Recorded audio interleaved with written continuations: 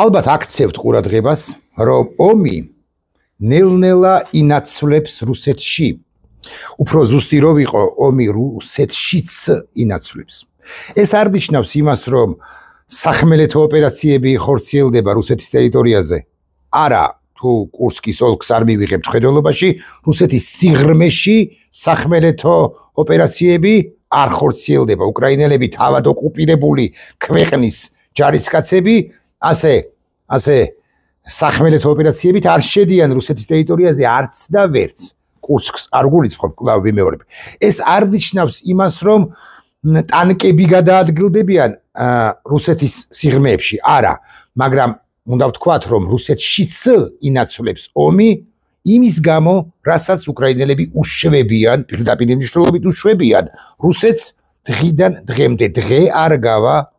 ასე ვიტყვი, რომ არ გავიგოთ ინფორმაცია იმის თაობაზე, რომ დაიბომბა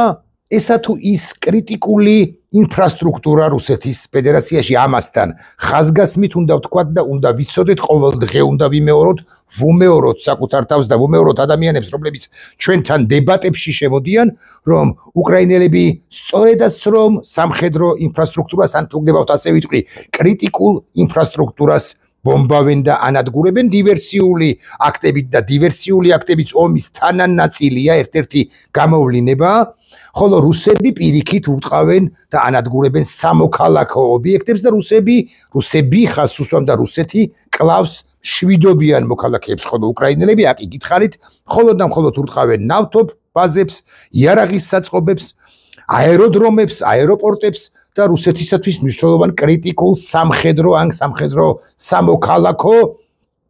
ინფრასტრუქტურას, რომელიც ომს ემსახურება, რომელიც ომის გახანგრძლივებისათვის და რუსეთის გამარჯვებაზე არის ორიენტირებული. ამასთან უკრაინელები გაგიკვირდებათ და აიქვე უკრაინის საზღვართან კი არა, უკვე ჩვენ ყოველდღიურად გვესმის ინფორმაცია იმის თაობაზე, ცნობები იმის თაობაზე, რომ 700, 800, 900, 1200, 1250, 1500 კილომეტრშიც კი არ ხორციელებენ შეტევებს და უპილოტო საფრენის საშუალებებით, რომლებიც უკრაინას როგორც ჩანს აქვს ბევრი და რაც მთავარია, რაც ძალიან მნიშვნელოვანია, მის მიერვე წარმოებული უპილოტო საფრენის საშუალებები, ეგრეთ წოდებული დრონები, შაჰიდი დრონები აქვს ძალიან ბევრი, უკრაინაშივე წარმოებული და არა მხოლოდ ევროპიდან მოწოდებული, უკრაინას აქვს ბევრი და ამით არ ხორციელებენ ისინი შეტევებს. დღე არ გავა ავიაბაზა, ნავთობ ტერმინალი, რაღაც ქარხანა, რაღაც საწყობი, რაღაც აეროდრომი, რაღაც აეროპორტი არ დაიბომბოს რუსეთის სიღრმეში და რუსეთის რუკასაც გაჩვენებთ. ახლა და დეტალურად არ ვიცი, მაგრამ ზედაპირულად გავიაროთ ცალკეული რეგიონები ყოველ შემთხვევაში, იქაც კი ხორციელდება ეს შეტევები. დივერსიები ომის ნაირსახეობაა, მეთქი ეს გითხარით, აქ რაღაც შპარგალკა მაქვს, ისე თქმაც და ეს თქواس აუცილებელია ჩემი აზრით და უპილოტო საფრენის კამიკაძე დრონების შეუდარებლად იაფია, ხო, ამის თქმა მინდოდა. თუ რუსეთი იყენებს უმრავლეს შემთხვევაში რაკეტებს და ბალისტიკურ რაკეტებს მათ შორის და უჯდება თითო რაკეტის გაშვება ბევრი მილიონი და ძალიან ძვირი ჯდება რუსეთის მიერ ომის წარმოება, აი აქ კი ვუტრირებ ცხადია, მაგრამ $1000 თუ $2000 დრონებით, რომლებიც ბევრი აქვს შეიარაღებაში უკრაინას, უკრაინა აღწევს იგივე შედეგს, იგივენაირ შედეგს, რასაც აღწევს რუსეთი ბევრი მილიონის დახარჯვით და ასე მაგალითად ბალისტიკური რაკეტების გაშვებით, რაც რასაკვირველია, მას აქვს, განა არ აქვს, მაგრამ მაინც. ხო და აი ესეთი ამბავი მაგალითად ამ ამბებმა განაპირობა ის, რომ ჩუვაშეთის რესპუბლიკის მეთაურმა, აი ჩუვაშეთი სად არის, ამას გაჩვენებთ,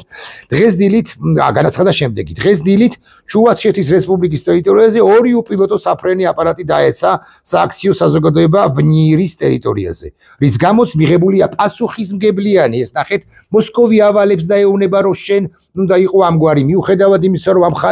ამგვარი პრობლემები შეექმნა ჩუვაშეთის რესპუბლიკაში, შენს ამ შემთხვევაში სააქციო საზოგადოება ვნირს, ხო, შენ მაინც უნდა ემსახურო, მოგემსახურო ჩვენ, მაგრამ ეს კაცი ამბობს, რომ პასუხისმგებლიანი გადაწყვეტილება მივიღეთ წარმოების დროებით შეჩერების თაობაზეო, დროებით შეჩერებაც არ გამოვა ჩემი აზრით, იმიტომ რომ იმდენად არის დაზიანებული ეს კონკრეტული ინფრასტრუქტურა, რომ ბევრი წელი და ბევრი მილიონი დასჭირდება ინვესტორს თუ სახელმწიფოს იმისათვის რომ სრულყოფილად აღადგინოს რაც თავარია უსაფრთხოების გარანტია არ აქვს არც ამ შემთხვევაში ანუ რომ აღადგინოს ერთ მშვენიერ მათთვის 2027 წელს ასე მაგალითად 2027 წლის მეორე კვირას აღდგენიდან მეორე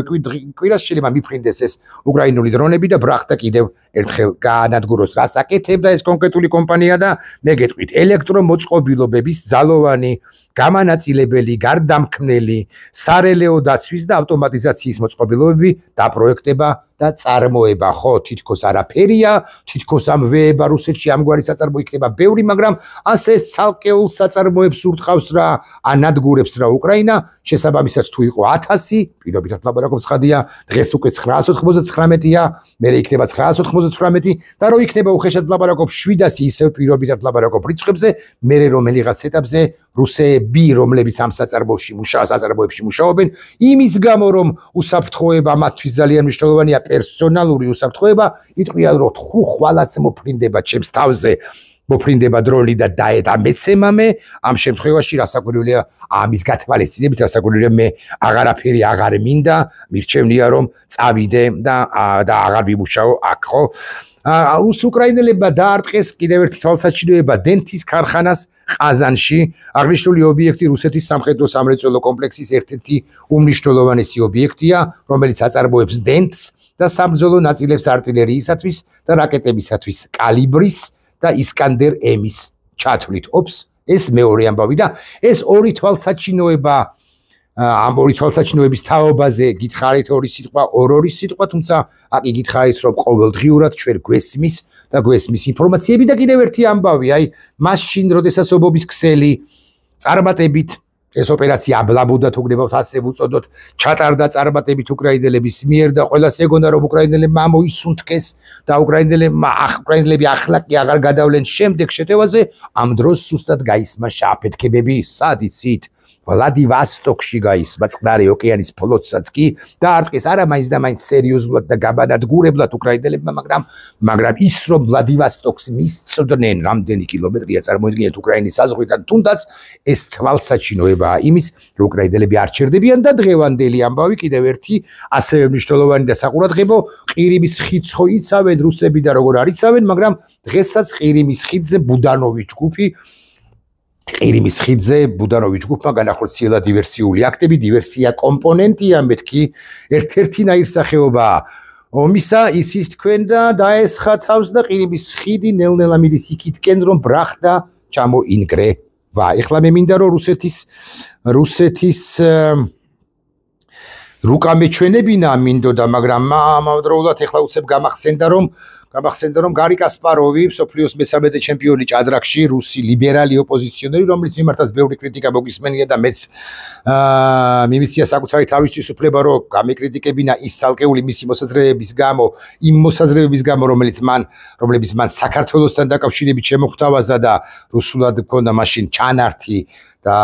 პირაშიც გაუგზავნე მერე გარი კასპაროვს, რომელიც ჩემი რესპონდენტის ყოფილა გადაცემაში კონტექსტი, მაგრამ გარი კასპაროვი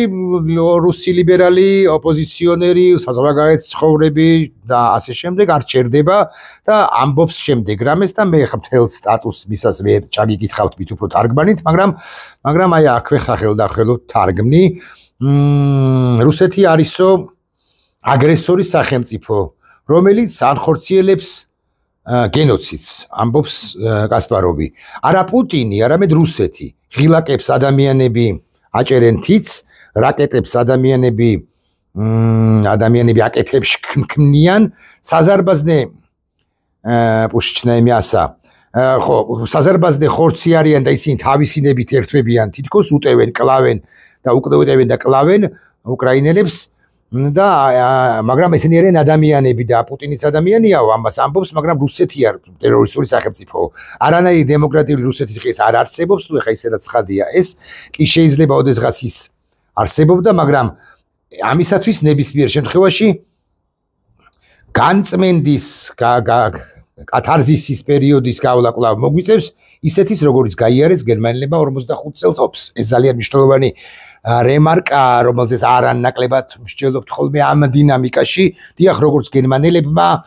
გერმანელებმა შეინანეს მოინანიეს წლების განმავლობაში და დღესაც გრძელდება ეს თვით მონანიების პროცესი ვიცით თქვენ უმაღლეს დონეზეც კი იმის გამო რასაც ჩადიოდა ფაშისტური გერმანია პრაქტიკულად 33 წლიდან უფრო რეალურად 38-39 წლებიდან და 45 წლის ჩათვლით ასე ვიტყვი და ამის შემდეგ დაიწყო ის პოლიტიკა რა პოლიტიკასაც აწარმოებდა ჯერ გაყოფილი გერმანია და მე უკვე გაერთიანებული 90-იანი წლების დასაწყისიდან ახლაც გრძელდება რუსეთს მოუწევს დიახ რუსი ხალხის ჩათვლით მერქი ასე ვიტყვი მოუწევს პასუხისგება და ამ სინანულის აღმართების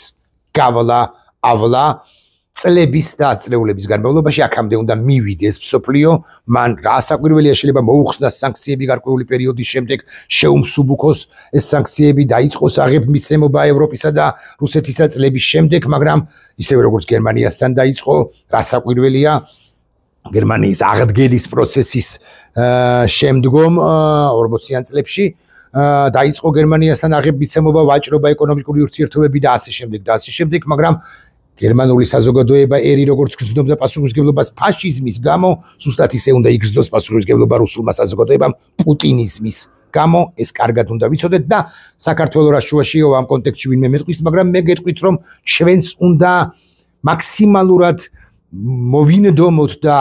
მაქსიმალურად ბევრი ვისაუბროთ იმაზე რომ დასაჯელია რუსეთი როგორც ქვეყანა იმის გამო რომ პუტინიზმი როგორც ასეთი შექმნა და დასაჯელია მაშინაც როცა პუტინი პერსონალურად პუტინი აღარ იქნება ხელისუფლებაში იმიტომ რომ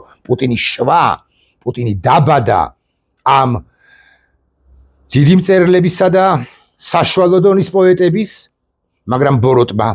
არსით ბოროტმა სახელმწიფომ რომელსაც ისიც თქვენ მესამე რომობაზე აქვს პრეტენზია ამბობს რა რომ პირველი რომი იყო რომი მეორე რომი იყო აღმოსავლეთ რომი ანუ კონსტანტინოპოლი და მესამე რომი კი მე ვარო ეს იმპერიული ზრახვები ვერ მოიშალა ეხ უკვე რახანია და თუ რუსეთი დამარცხება და რუსეთი აუცილებლად დამარცხება რუსეთის დამარცხებად უნდა ჩაითვალოს ის რომ მას პირველ ყოვლისა აღარ ჰქონდეს იმპერიული ზრახვები მსოფლიოსათვის ახლა დღის წესრიგში დგას ერთი საკითხი რუსეთის გამოფიტვის საკითხი რუსეთი არ არის რეალურად ძალა მსოფლიო გლობალური ძალა რა საკვირველია შეერთებული შტატებისთვის და ზოგადად დასავლეთის პირველი მოწინააღმდეგე არის ზემძლავრი ჩინეთი და ეს ბუფერული ზონა ბუფერული სახელმწიფო ჩინეთსა და დასავლეთ შორის ჩინეთსა და ევროპის კონტინენტ შორის ხომ ჩინეთსა და დასავლეთს შორის ეს ბუფერულ ზონაში უნდა იყოს მძლავრი რეგიონული თუ სუსტი რეგიონული სახელმწიფო რუსეთი ეს კითხვა არის მსოფლიოს დღის წესრიგში აქ ძალიან ამ კითხვაზე უფრო მნიშვნელოვანი კითხვაა რას უშვება მსოფლიო ბირთვულ იმ იარაღს რომელიც რუსეთს აქვს შეიარაღებაში ეხ უკვე რახანია და როგორ უნდა მივგორდეთ არასწორი სიტყვა მივიდეთ იქამდე რომ რუსეთი დაავალდებულოს ცივილიზებულმა სამყარომ რომ ეს ბირთვული იარაღი მოსპოს გაანადგუროს კოსმოსში მოსპოს გაანადგუროს ასე ვიტყვი და შესაბამისად მის არსენალში ეს ბირთვული იარაღი არ იყოს ეს პრობლემა რომ მოიხსნას ეს პრობლემა რომ არ არსებობდეს ასე ვიტყვი ამ შემთხვევაში რუსეთის დამარცხება იქნებოდა მეტისმეტად იოლი ძალიან აი უხეშად 5 დღის საქმე იქნებოდა მთელი ცივილიზებული სამყაროსათვის უბრალოდ არ გონიათ რომ რუსეთის დღევანდელი ხელისუფალი შეშლილი პუტინი არისთვის ანუ პირიქით გონიათ რომ შეიძლება ჩვენი ერთ ვარაფშვენიერ დღეს სასაკვირველია დააჭიროს თითი ღილაკს ასე რომ ამბობენ ხოლმე და გაგიჟებულმა გაფსიხებულმა ისტერიკაში მყოფმა და ასე შემდეგ ბრახდა გააფეთქოს ყველაფერი Россия не заканчивается нигде если Россия не будет то пропадам пусть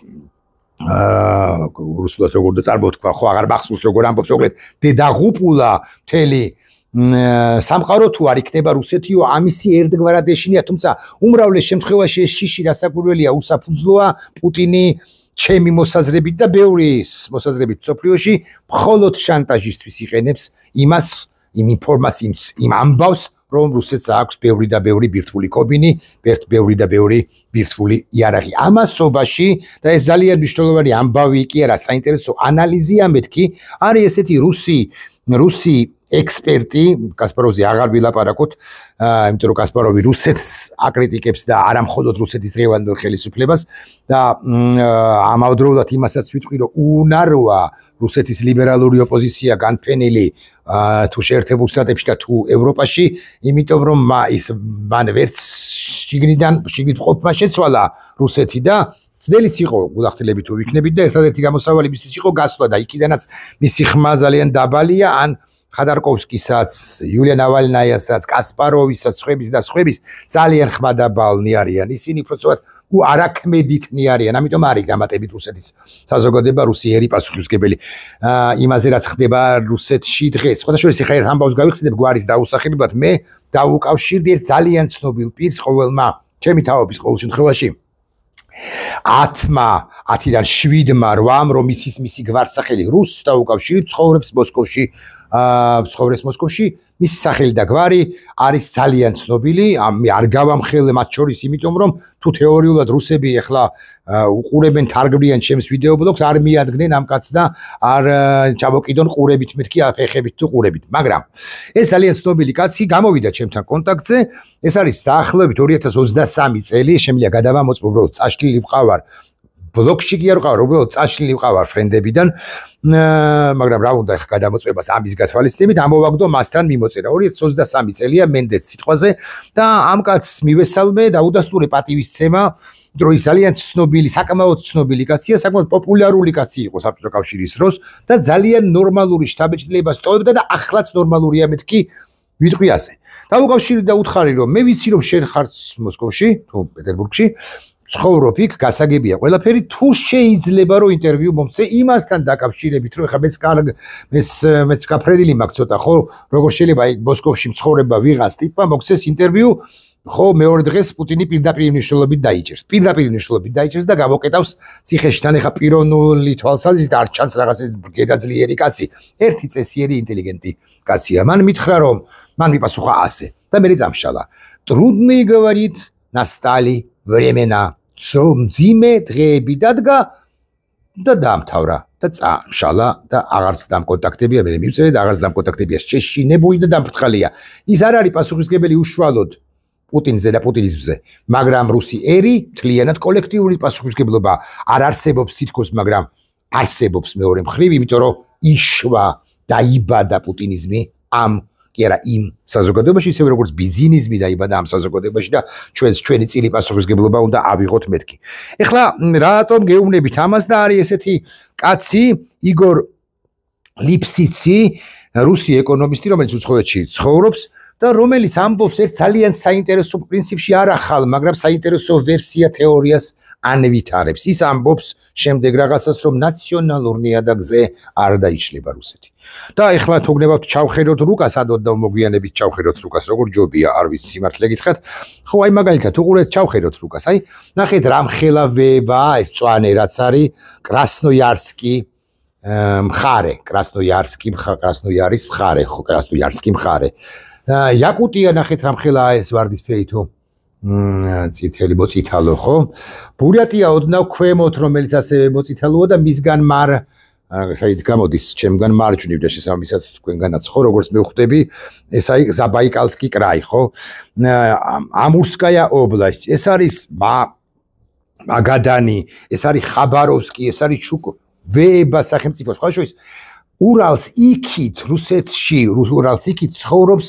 მოსახლეობის შეუდარებლად ნაკლები რაოდენობა ვიდრე ურალს აქეთ ანუ ევროპულ ნაწილში ანუ მოსკოვში მოსკოვიეში და ასე შემდეგ ანუ იმ ნაწილში რომელზეც ჩვენ ხშირად ვამბობთ რომ ეს არის რუსეთიო და არ ვცდებით მაგრამ ურალს იქითაც რომ რუსეთია ამ ვეება სახელმწიფოში ესეც ვიცით და აი ეს კაცი ეს ეკონომისტი პატივცემული კაცი აკი გითხარით მისი სახელი არის იგორ ლიფსიცი ამბობს რომ არ დაიშლება რუსეთი ეროვნულ ნაციონალურ ნიადაგზე. ის დაიშლება რუსეთი დაიშლება არა ეროვნულ ნაციონალურ ნიადაგზე, ანუ ბურიატები თუ იაკუტელები საკუთარ დამოუკიდებლობას მოითხოვენ არა იმიტომ რომ ეროვნულობაზე დაყრდნობით კი არ ეროვნულობას კი არ გავს ეროვნული სახელმწიფოს შექმნის იდეა კი არ იქნებათ არამედ უკლებლივ ყველა დეზინტეგრაციული პროცესის საფუძველი იქნება ეკონომიკური მდგომარეობა ისინი ეს რეგიონები ეს ოლქები და რეგიონები კვებავენ რუსეთის დასავლურ ნაწილ მოსკოვ პეტერბურგს კლასიკური გაგებით კვებავენ ანუ ბევრ ფულს აძლევენ ასე ვიტყვი მაგრამ და მიიღონ უკვე ფედერალური ბიუჯეტიდან უნდა მიიღონ უკან თანხა ის კმარი რომ მათ მუცელი ამოვსებული კონდეთ ამოყორილი არასწორი სიტყვა ამ შემთხვევაში ამოვსებული კონდეთ მაგრამ აი პროტესტის სურვილიც არ გაუჩნდეთ ბევრი პროტესტისა დიდი პროტესტისა ან საერთოდ პროტესტისა მაგრამ რუსეთი ეს ვეება სახელმწიფო ანუ მოსკოვი ამ შემთხვევაში ღაფავს ამათგან რესურსებს და ამასობაში ამ სივრცეში აქტიურად შემოდის ვინ მთავარი პრობლემა გაგიკვირდებათ და მთელი ცივილიზებული სამყაროსთვის მთავარი პრობლემა ჩინეთი და მისი კომუნისტური პარტია ვეება სახელმწიფო როგორც ტერიტორიულად თუმცა არა რუსეთის ხელა მაგრამ ხალხის რაოდენობით მოსახლეობის რაოდენობით კი ვეებაზე ვეება მთელ მსოფლიოში ანუ ყველაზე დიდი მეთქი ინდოეთი ეწევა მაგრამ ჯერ არ დასწევია ხო და ეს პატივცემული იგორ ლიფსიცი ამბობს თქვენ რუსეთს უყურებთ როგორც ადრინდელ სახელმწიფოს ომის მსვლელობის 3 წლის განმავლობაში კი სრულიად სხვა რუსეთი წარმოიშვა რუსეთის საუკუნეების მანძილზე ცხოვრობდა ევროპასთან ვაჭრობით მოსკოვი და სანქტ-პეტერბურგის საკვანძო სატრანზიტო მნიშვნელობისა იყვნენ და ასეც იყო მართლაც პეტრე პირველიდან 1701 წელი და უკვე შემდგომ პერიოდში რასაკვირველია ეს აღებების ცემოვა ევროპასთან იყო მნიშვნელოვანესი რუსეთის ევროპული ნაწილისთვის ასე მეთქი ვიტყვი ასე პეტრე პირველიდან დაწყებული ფლოტის შექმნა ეკატერინე ამბავი ურთიერთობები პრუსიასთან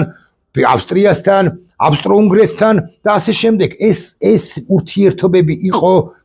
ამ ურთიერთობებით იყო სავსე ისტორია რუსეთისა და რუსეთის ყოველდღიურობა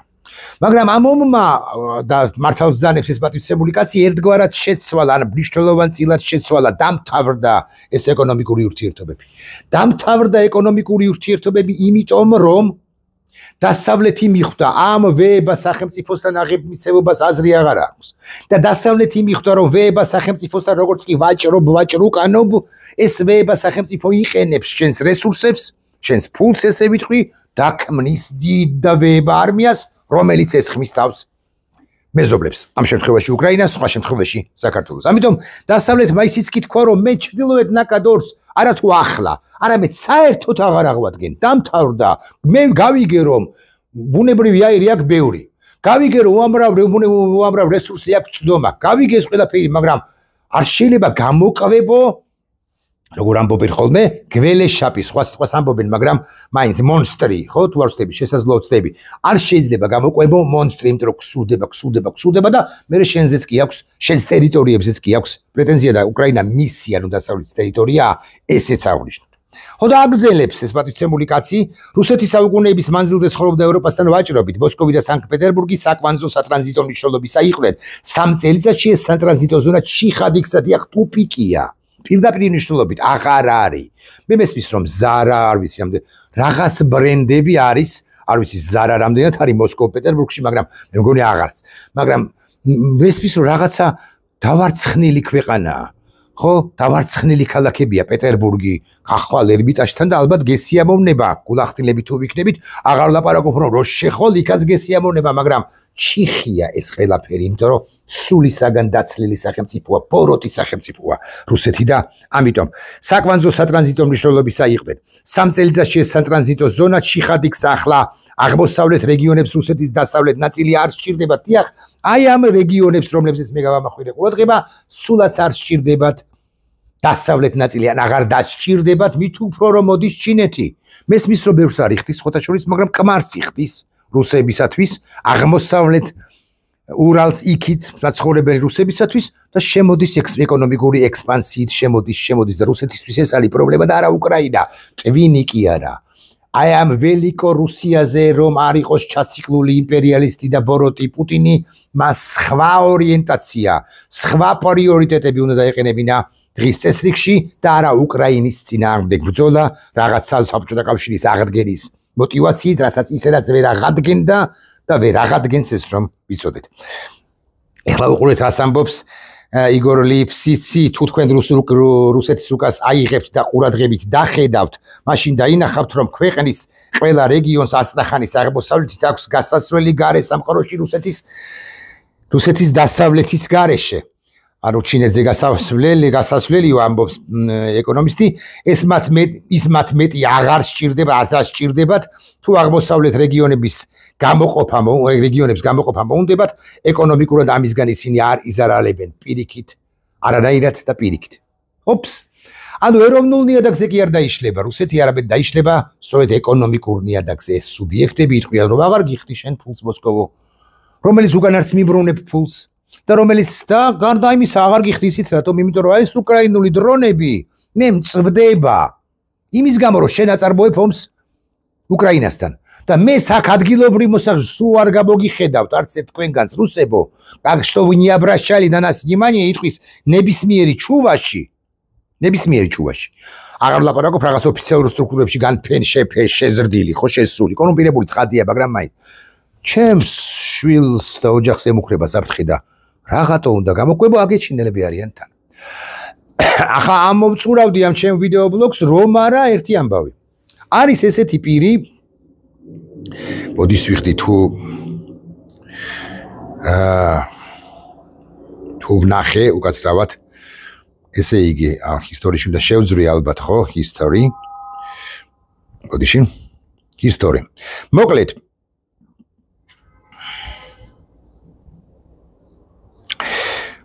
ხო, კარგით, თუ გნებავთ არ ვილაპარაკოთ ამაზე, იმიტომ რომ მე ვეღარც ნახულობ ინფორმაციას. თუ ეს არის ბოდიში. ვეღარც ნახულობ. ხო, ეს ინფორმაცია ბოდიში ვნახე, კი ბატონო. მოკლედ, ევროპაში მზადდება რუსეთის წინააღმდეგ ახალი ეკონომიკური სანქციები, რიგით მე-18 პაკეტი ევროკავშირი ამზადებს. მძიმე პაკეტი იქნებაო, ყველა 17-ზე უფრო მძიმე იქნებაო, ამას ვარაუდობენ.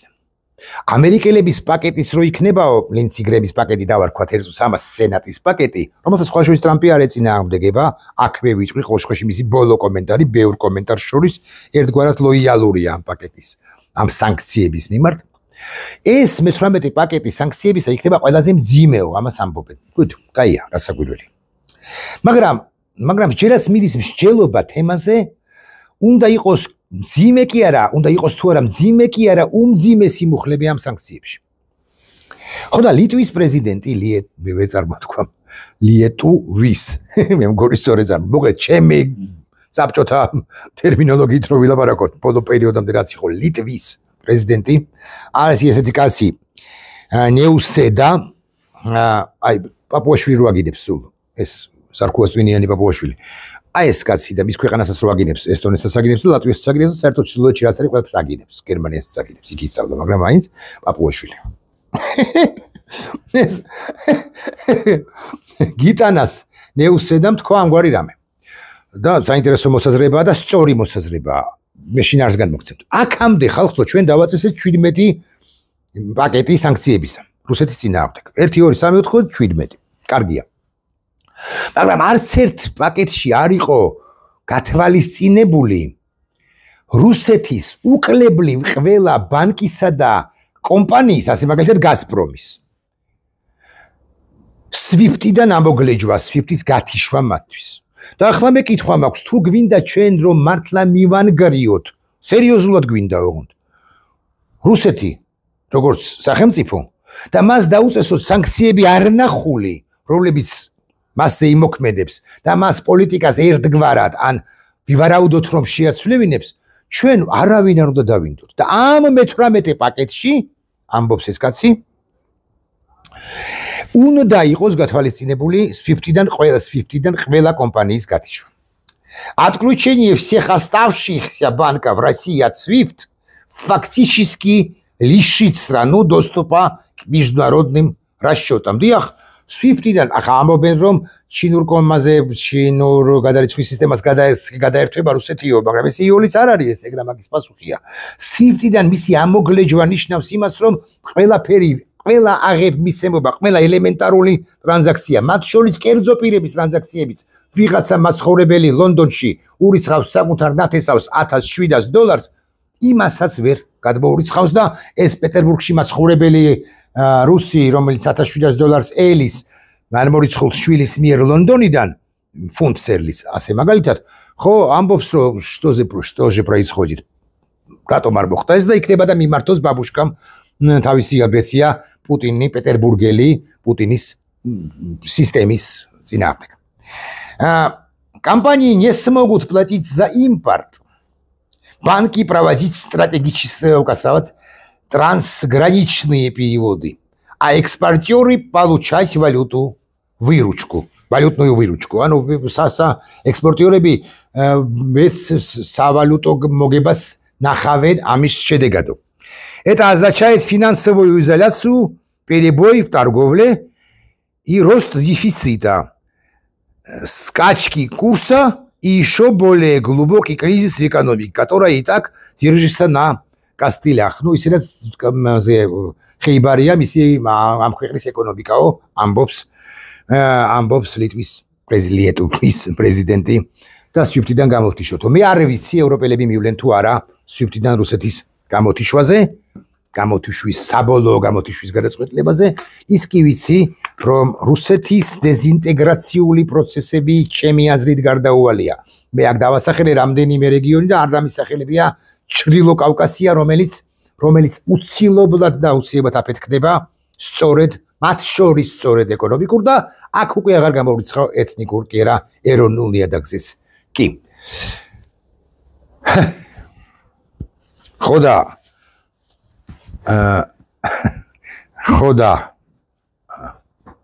რას ელის პუტინი ჩემმა ერთმა რესპონდენტმა კონტექსტში დავამთავროთ ასე თქვა რომ პუტინი თავს არ მოიკლავსო იმ საუბრის დროს ლევან ფესვიენძეს მე არ შევეკამათი იმიტომ არ მოიკლავსო რომ მას მარტო ფული აინტერესებსო და სწორია ბატონო ლევანი განა არა მას იდეა არ აქვს აი სტალინს და ჰიტლერს ჰქონდათ იდეაო და პუტინს იდეა არ აქვს მე მგონია რომ პუტინს აქვს რაღაც შიზოიდური იდეები აქვს მაგრამ ერთ წელს წავყვეთ ამ ლოგიკას და ვთქვათ რომ ოკეი არ აქვს პუტინს იდეა მაგრამ აინტერესებს მხოლოდ ფული მხვეჭველობა ხო გამდიდრება საჯანდაბაში უნდა წაიღოს ეს ფული მე კარგად არ ვიცი რომელ ვის უნდა შესტენოს ასე ვიტყვი კარგი მაგრამ თუ ასე მაგრამ მე არ ვითახები ბატონ ლევანს ფესვიენძეს მე მგონია თუ ასე მიაჭირეს ყოველ შემთხვევაში ისტორია გვეტყვის შემდეგ რამეს შესაძლოა გითხრას ამგვარი რამე პუტინმა თავი მოიკლა ანუ დაგდებული ვნახოთ შეიძლება ის სადმე სარდაფში წვინ გასხმული ოღონდ მე წავა რასაკვირველია ინსინუაციები თემაზე ან მოიკლა თავი თუ რომელიმე გენერალმა მოკლა და არ კვიონ წლების დაწლეულების განმავლობაში რუსეთი დაიშლება და ჩვენ ამ ვითარებით რასაკვირველია და ვისარგებლოდ ესენი თუ გვეყოლება ეს ხვითოები უბრალოდ ამბავის ისაა რომ ვერც ვისარგებლებთ იმიტომ რომ ესენი პუტინზე მეტი პუტინისტები არ არიან მაგრამ აი მიშუსწინი რო ყავს პუტინს პრემიერ-მინისტრი გახსოვთ იმაზე მეტი პუტინისტი კი ნამდვილად არის ბიძინა გრიგოლიჩ ივანიშვილი ნახვამდის